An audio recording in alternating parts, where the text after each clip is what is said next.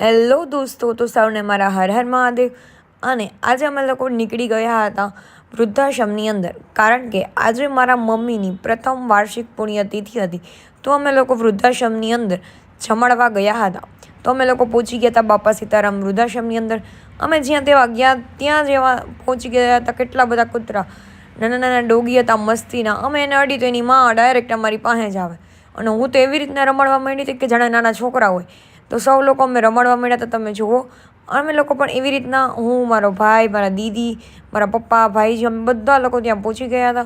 અને ડોગને અમે રમાડતા હતા બધા લોકો.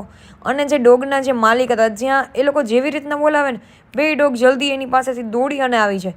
અને એવી રીતના રમે ને જાણે એ લોકોને તો ઓળખતા જ હોય. આપણે નવા છીએ તો આપણે ડાયરેક્ટ, અમે તો લોકો બોલાવી તો ડાયરેક્ટ અમારી અમે તો ભૂકવા જ માંડે. ફાઇનલી પછી અહીં જમવાનું રેડી થઈ ગયું ને અમે લોકો સૌથી પહેલાં મેં થાળ ધર્યો, કારણ કે આજે પ્રથમ વાર્ષિક મમ્મીની પુણ્યતિથિ છે. પછી થાળ ધરી અને અમે લોકો ડાયરેક્ટ બધા લોકોને જમવાનું આપી દીધું. પછી અમે લોકો બધાને જમવાનું આપી દીધું. હું, પપ્પા, મારા ભાઈજી, મારા ભાઈઓ, બધા લોકો મેં અહીંયા આવ્યા હતા સહકુટુંબ સાથે. અને પછી બધાને જમવાનું આપી દીધું. અને સૌ લોકો ભજન અને કીર્તન ગાય અને એમનું જમવાનું ચાલુ કરી દીધું. તો સૌ અહીંયા લોકો જમવા માંડ્યા. આ છે જેતપુરમાં આવેલું ધોરાજી હાઈવે પર બાપા સીતારામ વૃદ્ધાશ્રમ. જો કોઈને પણ અહીંયા એડ્રેસ કે કંઈ પણ જોતું હોય તો અમને કમેન્ટ બોક્સ સેક્શનમાં તમે લખી શકો, તો અમને અહીંનું એડ્રેસ પણ આપશે. તો આ લોકોએ જો જમવાનું ચાલુ પણ કરી દીધું.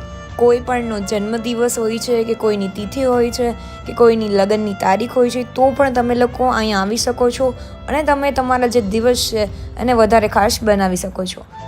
જેમને પણ આ વૃદ્ધાશ્રમનું એડ્રેસ જોતું હોય તે કમેન્ટ સેક્શનમાં મને લખજો રાધે રાધે. તો તેમને હું કમેન્ટ સેક્શનની અંદર અમે તમને જરૂર રિપ્લાય આપીશું.